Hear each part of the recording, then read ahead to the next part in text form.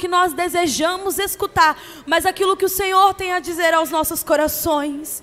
Eu te peço, Senhor, fala conosco nessa noite, que todo mal, que todo levante do inimigo, que tudo aquilo que não provém de Ti caia por terra em nome do Senhor Jesus.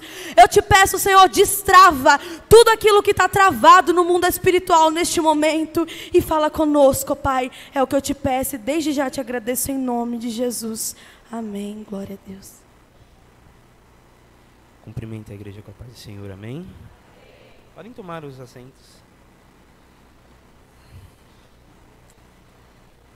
Vamos abrir nossas Bíblias em livro de Daniel, capítulo 1.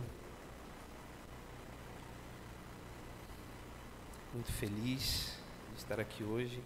Alguns diriam que me perguntaram se eu estava nervoso. Eu falei que não. Eu não fico nem nervoso. Realmente é muito difícil alguma coisa me deixar nervoso.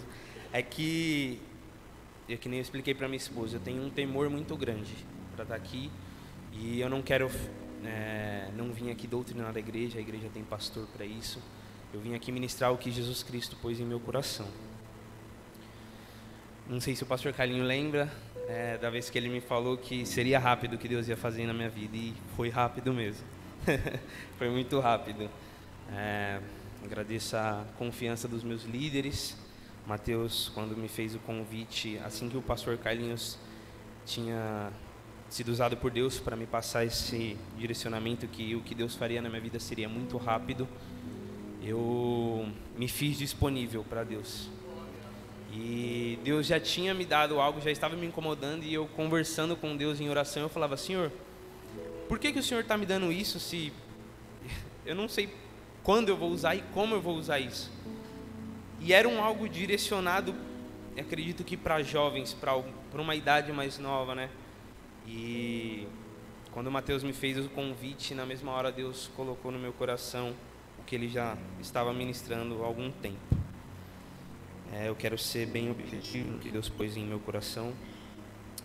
Livro de Daniel, capítulo 1, eu vou ler o versículo 8. E Daniel assentou no seu coração não se contaminar com a porção do manjar do rei, nem com o vinho que ele bebia. Portanto, pediu ao chefe dos eunucos que lhe concedesse não se contaminar. É uma palavra, é um livro muito conhecido, né? O livro de Daniel. Alguns historiadores até arriscam a dizer que é o Apocalipse do Velho Testamento, né? Um livro muito usado, na maioria das vezes, para se pregar livramento. Algumas outras vezes para se pregar sobre revelação. Mas o que Deus me deu nesta palavra foi princípios. E princípios inegociáveis. O livro de Daniel, no capítulo 1, ele inicia contando quando o rei da Babilônia, Nabucodonosor, ele toma Judá, do rei Jeoaquim. E quando ele toma, na verdade, no versículo 2, vai dizer que o Senhor entrega nas suas mãos o rei Jeoaquim e Judá, e junto alguns utensílios da casa de Deus. Alguns versículos à frente, ele ordena ao chefe dos eunucos que trouxessem alguns filhos de Israel para que pudessem trabalhar. Eu, estudando um pouco, eu vi que naquela época os babilônicos não eram tão cultos, então por isso que ele precisava de alguém que fosse de Judá para trabalhar no palácio. Só que não era somente trabalhar, ele fez algumas exigências para que esses jovens pudessem trabalhar, e ele exigiu, a Bíblia é bem clara dizendo que ele exigiu que fossem jovens. E ele impõe algumas características que ele queria nesses jovens. E o versículo 4 nos conta essas características. Jovens que não tivessem defeito algum, formosos de aparência, instruídos em toda a sabedoria, por aí em diante. E no versículo 5, o que me chama a atenção, Thalita, é que o rei, ele impõe um decreto, que todos aqueles jovens que fossem achados, trazidos, antes de serem apresentados ao rei, teriam que comer do manjar do rei. Esse foi o decreto que o rei deixou. durante 3 anos, e após esses 3 anos serem apresentados ao rei. E o versículo 6, ele enfatiza muito bem que dentre todos os jovens que foram encontrados por aquele chefe dos eunucos, haviam 4 que se destacavam: Daniel, Ananias, Misael e Azarias. No capítulo 8, no versículo 8, perdão, e é o versículo que eu quero que a igreja guarde, não somente os jovens, mas a igreja guarde. Quando Daniel coloca no teu coração não se contaminar com a porção do rei. Parece ser uma coisa muito pequena, né? Apenas um manjar, uma comida. Qual seria o problema disso? Para muitos, né, não teria problema algum. Só que para Daniel tinha um ponto: feria princípios. Daniel tinha no seu coração e sabia que certamente os manjares do rei eram levados, né, consagrados a ídolos. E Daniel sabia a quem ele servia. E o que eu gosto muito do versículo 8 é que nós vemos no dia de hoje que a Thalita falou, quantas pessoas apontam para o nosso século, né, para os nossos jovens do nosso século, e falam que não tem jeito, que nós estamos perdidos, que nós não fazemos diferença. E eu acredito que por muitas vezes eles colocam essa frase infeliz de um modo que meio que certo que errado, né? Por quê? Hoje em dia, infelizmente, muitas igrejas ferem os princípios, rompem os princípios e não seguem aquilo que Deus estipulou. O que antes era certo, hoje passa a ser errado, e o que era errado agora passa a ser certo. E quantos jovens nossos se deixam levar por isso, aprendem errado e praticam aquilo que não é princípio bíblico, não é princípio estipulado por Deus. E eu acredito que naquela época era da mesma forma, só que teve um jovem que decidiu não se contaminar.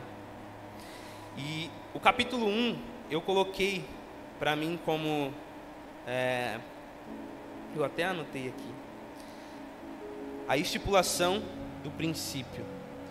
Porque um jovem, no meio dos 4 que foram citados, teve um que decidiu não se contaminar. E guardem esse versículo 8. Um pouquinho mais à frente, Deus viu graça em Daniel e permitiu, né, Daniel conversando com o chefe dos eunucos, explicou para ele, e lhes foi permitido, depois de uma conversa, quando Deus viu graça em Daniel, comer apenas legumes e água. E o que eu me encanto nesse capítulo do Daniel é que os princípios, nós não temos que manter os princípios como barganha com Deus, porque hoje em dia fazem muito isso, querem barganhar com Deus. Se eu mantiver os princípios, Deus vai pôr as mãos nas minhas coisas, vai pôr a mão na minha vida, vai fazer o sobrenatural. E muitas vezes não é assim, não é o sentido de ter princípios, não é esse, mas sim os princípios, eles moldam quem você será, moldam o seu caráter. E indiferente de Deus fazer ou não, você precisa manter os seus princípios, porque isso molda o seu caráter e mostra quem você é.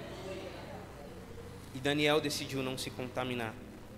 Porém, alguns versículos à frente, quando eles se apresentam ao rei, depois de 3 anos, e um pouco antes disso, né, testados 10 dias por legumes e água, o chefe dos eunucos viu que realmente o semblante deles, porque Deus honra quem segue princípios, e Daniel seguiu princípios e foi honrado com seus amigos. E um pouco à frente, no versículo 17, vai enfatizar que a 4 jovens, Deus os concedeu conhecimento, inteligência em todas as letras e sabedoria, mas a Daniel deu entendimento em toda visão e sonhos. E o lindo dos princípios é que, não só dos princípios, mas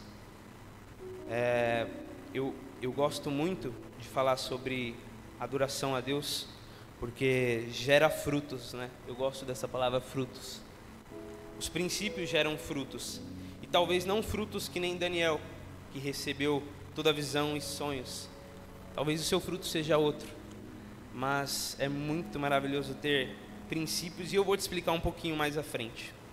No capítulo 2, vai nos contar agora que Nabucodonosor tem um sonho, e nesse sonho ele se perturbou. E quando ele se perturba, ele chama alguns magos, astrólogos, para que revelassem o seu sonho. E como forma de artimanha, ele não conta o sonho, para que não fosse enganado. E é lindo isso, porque um pouco mais à frente, ele impõe um decreto. Magos e astrólogos não conseguem revelar o sonho de Nabucodonosor. E ele impõe um decreto, e o decreto é: matem todos, magos, astrólogos, doutos todos. E dentre eles, Daniel, Ananias, Misael e Azarias, que mesmo não tendo envolvimento algum com o que tinha acontecido, receberam e foram alcançados por esse decreto. E é lindo esse capítulo 2, porque no 12, o rei se enfurece, e é quando ele ordena que todos os sábios morram. Mas então Daniel fica sabendo desse decreto, chega até Daniel. E Daniel, com os seus princípios, e sabendo dessa notícia, corre aos seus amigos para contar. E aí a importância dos amigos, né, da influência que nós temos. Porque hoje em dia os jovens, eles são muito comunicativos. Eles gostam de conversar com muita gente. E já foi falado aqui diversas vezes que nós devemos sim ter amigos, conversar com pessoas, mas tem certas coisas que nós devemos contar para pessoas que seguem os mesmos princípios que nós. E Daniel fez isso.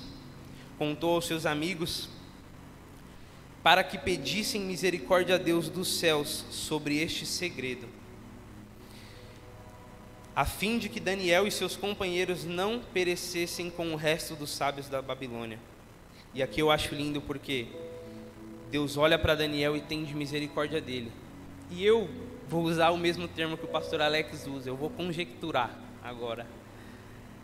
Eu imagino quando Daniel, no versículo 8 do capítulo 1, ele estipula seus princípios e decide não se contaminar, porque a nossa geração se engana quando pensa que o inimigo quer te matar.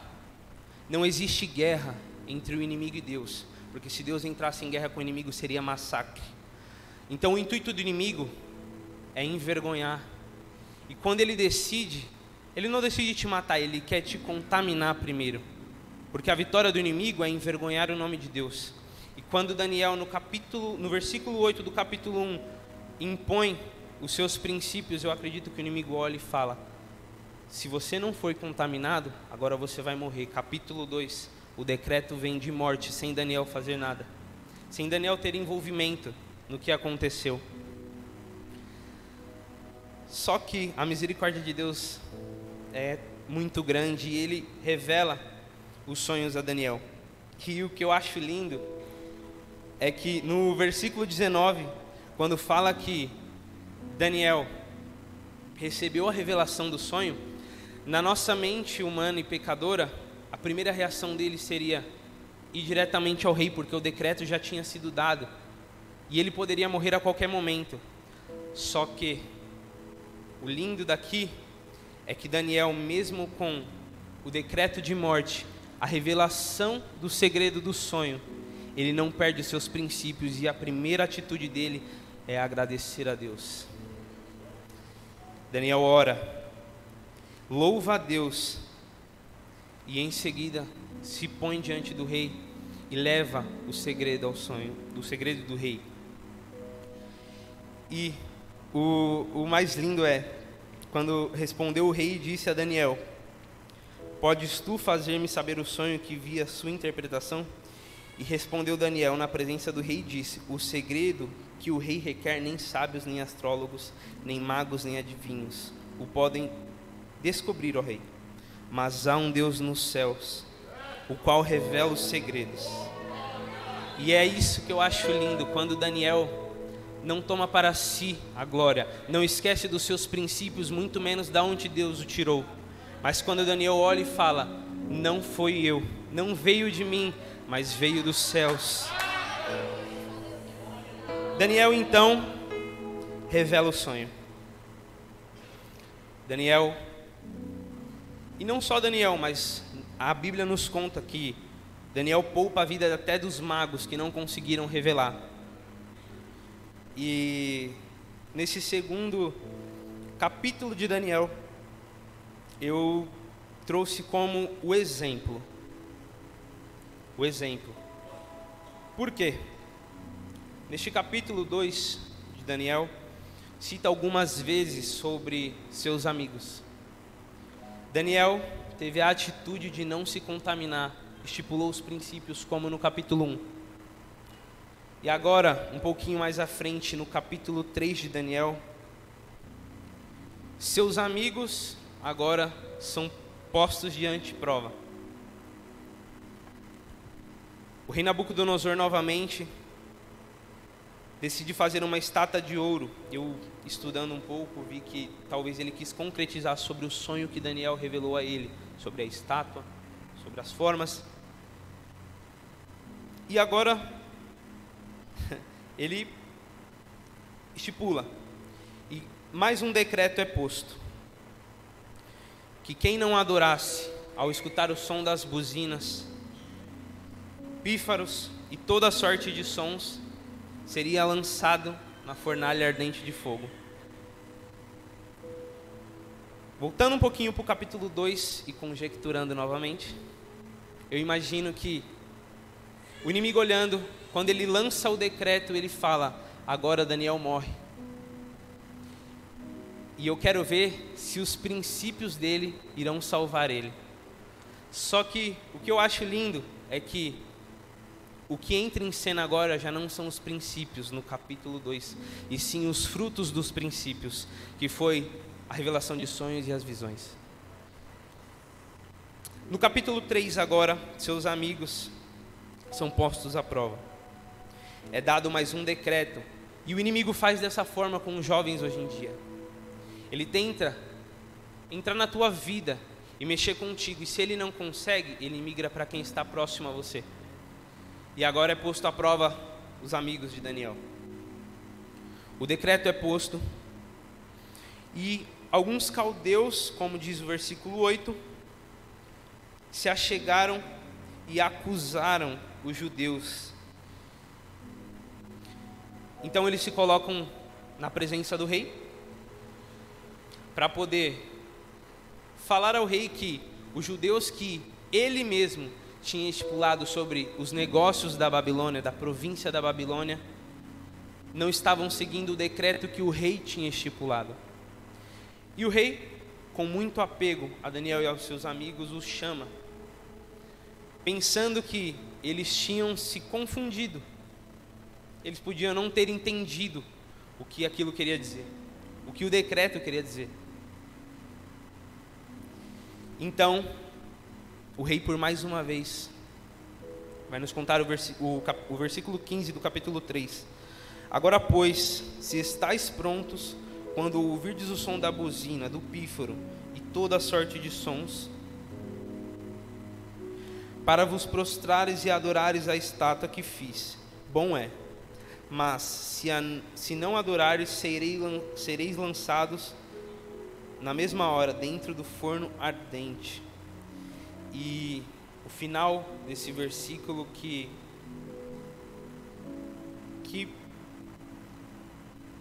de certa forma acabou me confundindo, né? Me pegou, porque no final do versículo ele vai falar: e quem é o Deus que vos pode livrar das minhas mãos? E agora entra o exemplo, que começou no versículo 18 do capítulo 1, quando os princípios são estipulados. Eles olham ao rei e falam: nós não temos que te responder sobre isso. Eis que o nosso Deus, a quem nós servimos, é quem nos pode livrar e nos livrará do forno de fogo ardente e da tua mão, ó rei. Mas o mais lindo para mim, lendo essa palavra, não é esse versículo, e sim o que vem após. E se não? Nossa geração vive uma geração de exatidão, onde nós queremos colocar Deus à prova. Ou o Senhor faz, ou o Senhor não faz. Ou o Senhor faz na hora que eu quero, ou não é. Infelizmente nós vivemos nesse tempo. E esse versículo me chamou a atenção por esse seguinte fato: e se Deus não fizer? Será que a nossa fé seria a mesma se Deus não fizesse? Será que nós continuaríamos seguindo os princípios se Deus não fizesse? A nossa adoração seria a mesma se Deus não fizesse? Porque eu escutei uma palavra ontem, no qual Deus usou o pregador para falar: Deus ainda é o mesmo, Ele cura, Ele faz, Ele liberta. Mas e se Deus hoje parasse?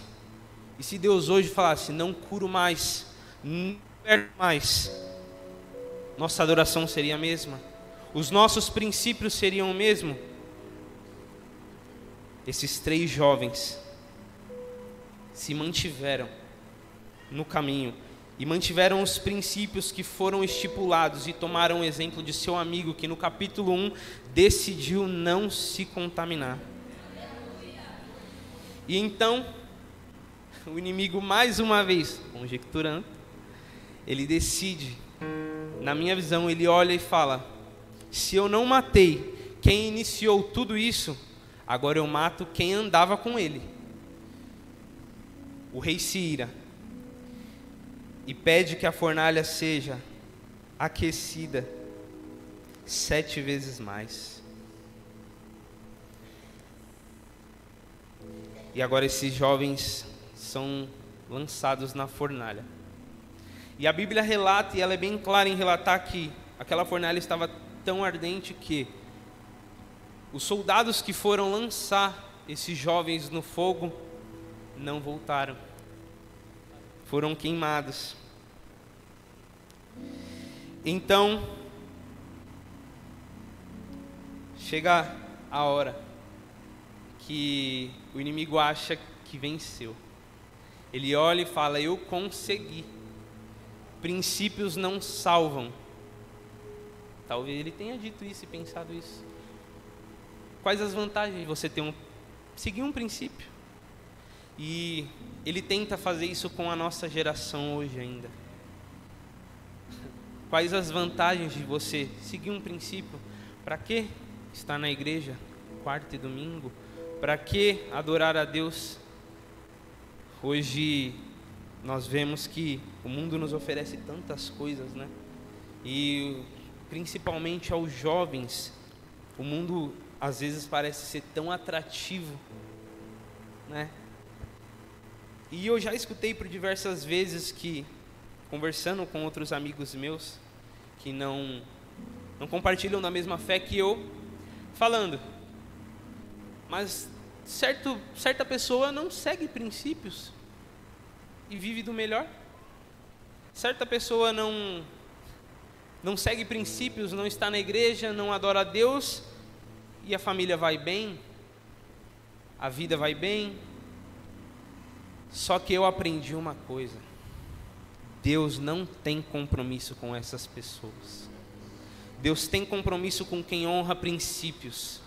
Deus tem compromisso com quem bota a mão no arado. Deus tem compromisso com quem se disponibiliza. Porque se você me falar na Bíblia que Deus, quando dá dons, Ele exige: eu quero aquele dom para me servir, eu quero esse talento para me servir. Em momento algum Deus fala isso, mas Deus procura os disponíveis. E esses jovens se fizeram disponíveis para adorar a Deus. E o versículo 18, que foi o versículo que mais me chamou a atenção, e eu chorava enquanto eu estudava isso, que é: e se Deus não fizer? Esses jovens são lançados na fornalha. E então o rei indaga o soldado que está ao seu lado, perguntando: não foram 3 que lançamos a fornalha de fogo? E o soldado responde: sim, foram 3. Respondeu e disse: eu, porém, vejo 4 homens soltos, que andam passeando dentro do fogo, e não há direção neles, e o aspecto do 4º homem é semelhante ao Filho dos deuses. Princípios. Deus poderia não ter feito, mas Deus tem compromisso com quem tem compromisso com Ele. E quando entendemos isso, a nossa forma de adorar a Deus é outra. Não passamos a adorar esperando algo de Deus, mas passamos a adorar por tudo que Ele é e significa. E ainda que Ele não faça, Deus continua sendo bom. Deus continua sendo Deus, Ele não precisa de nós, e mesmo assim nos escolheu. E eu, como um jovem, não estou aqui, como eu disse no início, para doutrinar a igreja, não é isso. Mas eu, como jovem, estou aqui para dividir experiências. Muitas vezes, pelo choro, eu aprendi como é bom adorar a Deus. E antes, para mim, não tinha vantagens estar na presença de Deus. Eu não conseguia enxergar a alegria de fazer as coisas na casa de Deus, porque eu barganhava com Deus. E me envergonho de dizer isso, porque a vida com Deus não é dessa forma. Mas, do dia que eu decidi me fazer disponível para que Deus me usasse, entendendo que se Ele fizer, Deus será louvado, e se Ele não fizer, será louvado da mesma forma, a minha visão de adoração mudou completamente. Porque eu passei a fazer as coisas para Deus com alegria. E quando eu disse isso, não foi só porque eu estava aqui, mas eu orava e dizia a Deus, e eu sempre compartilhei isso com a minha esposa: Deus, se for para mim varrer a tua igreja, que o teu nome seja louvado. Se for para mim tocar, que o teu nome seja louvado. Se eu for ministrar a tua palavra, que o teu nome seja louvado. Mas que em todo tempo teu nome seja louvado. Não importa o que eu faça dentro da tua casa, o meu desejo é te adorar. E Deus, por misericórdia, sempre falou comigo que eu tinha que levar a palavra dele, e muitas vezes eu relutei.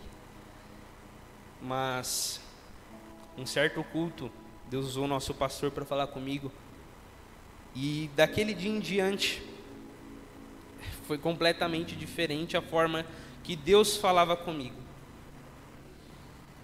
E eu já segui alguns princípios, e nós que somos jovens sabemos o quanto é difícil seguir princípios. Porque, infelizmente, hoje é pregado um tipo de evangelho que só se fala do amor, só se fala da parte boa, e esquecemos da parte do evangelho onde existe cruz, onde existe renúncia. E seguir princípios nos 99% será dificuldade. Eu não estou aqui para te vender uma ideia de que adorar a Jesus é maravilhoso.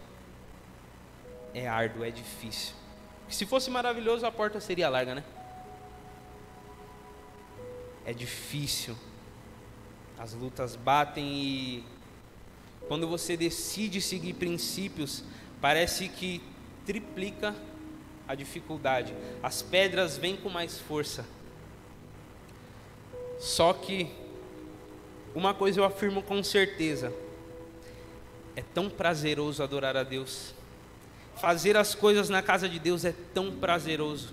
E quando nós jovens entendemos isso, tudo que nós fizermos na casa de Deus com amor, com prazer, mesmo na dificuldade, Deus recebe aquela adoração.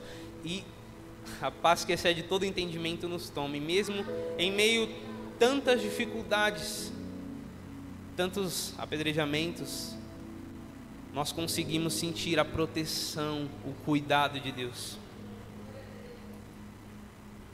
Aqueles jovens saem da fornalha de fogo.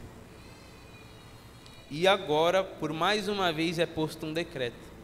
Só que um decreto diferente. Falou Nabucodonosor e disse: bendito seja o Deus de Sadraque, Mesaque e Abednego, que enviou o seu anjo e os livrou. Pois não quiseram cumprir a palavra do rei, preferindo entregar os seus corpos para que não servissem nem adorassem algum outro Deus senão o seu Deus. E por mim é feito um decreto, pelo qual todo povo, nação e língua que disser blasfêmia contra o Deus de Sadraque, Mesaque e Abednego seja despedaçado. O decreto é diferente agora, né? Eu imagino que o inimigo tentando tragar a vida daqueles jovens e dizendo que princípios não valem a pena ser seguido, que foi o que Deus pôs no meu coração. E esta palavra nos mostra claramente como os princípios podem ser fundamentais na vida de um jovem. E bom é quando nós aprendemos isso o quanto antes. É doloroso você ter que aprender com as perdas, com as quedas, com as pedradas. E os princípios nos poupam muito disso. De aprender na dor. Nós aprendemos, sim, com os princípios e somos aprendizados, mas o aprendizado é diferente. E nesta noite, a palavra que Deus pôs no meu coração foi essa: os princípios inegociáveis. Quantas vezes nós negociamos nossos princípios e perdemos a nossa salvação por tão pequenas coisas? Hoje é pouco se falado sobre isso, mas pouco se falado assim. A nossa igreja, se vocês repararem de alguns cultos para frente, Deus tem falado quase todos os cultos. A volta de Jesus é tão próxima. É tão próxima. E o que nós estamos fazendo para poder adorar a Deus no céu? É muito prazeroso adorar a Deus aqui. É muito prazeroso poder fazer as coisas para Deus aqui, mas se o nosso foco, o nosso objetivo não for o céu, o que nós estamos fazendo aqui? Princípios. Vale a pena seguir princípios. É difícil, mas vale a pena. No final, Deus honra. E eu não digo honrar na terra ou honrar de uma forma beneficiadora aqui, mas ainda que Ele não faça aqui, a melhor parte estará lá, em adorá-lo nos céus. Esta foi a palavra que Deus colocou no meu coração. Eu, enquanto estudava essa palavra por diversos dias, Deus me incomodava porque eu comentava com a minha esposa o quão triste eu fiquei e eu chorava por conta disso sozinho, em ver que tantos amigos meus banalizam a fé. A fé passou a ser uma coisa comum. Um dia eu adoro a um Deus, outro dia eu adoro a outro Deus, e dessa forma assim, os tempos de hoje têm transformado as coisas de Deus comum. E Deus, como Ele falou no capítulo 10 de Atos, Ele continua falando hoje. Quando Pedro fala que não come coisas comuns e imundas, e soa uma voz e diz: não faça comum o que Deus purificou. E hoje, o que nós mais temos visto é as pessoas transformando comum o que Deus santificou, transformando isso comum. isso comum. Rebeca falou aqui em nosso congresso, as coisas de Deus ainda são santas. Deus, Ele continua amando o pecador e continua abominando o pecado. Então nós temos que seguir, e os princípios nos ajudam dessa forma. Vale a pena. Eu, como um jovem, não estou aqui para te forçar. Eu não estou aqui para estipular algo sobre a tua vida, mas estou aqui para dividir experiências, como eu falei. E na minha experiência, sofrendo, sentindo dificuldades, sendo apedrejado pelo inimigo todos os dias, eu afirmo com total certeza, é prazeroso poder seguir princípios e adorar a Deus. É prazeroso poder trabalhar na obra de Deus. E ainda que eu não seja beneficiado fisicamente por isso, minha alma está sempre em paz. E eu creio que um dia essa caminhada dificultosa vai valer a pena. Porque lá no céu, quando nós estivermos cantando santo, santo, santo e santo, será a coisa mais linda. Eu não consigo imaginar como seria, de tão maravilhoso que vai ser. Continuem seguindo princípios, vale a pena. Essa foi a palavra que Deus pôs em meu coração. Pedi para o Mateus louvar um hino que Deus pôs em meu coração também. Eu agradeço muito pela oportunidade.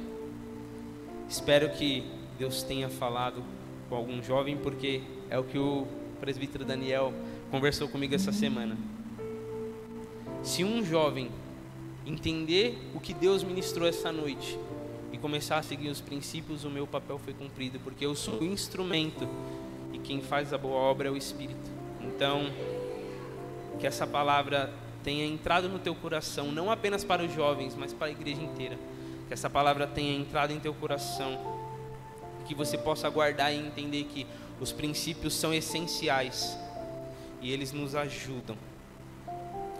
Eu agradeço a minha oportunidade, em nome de Jesus.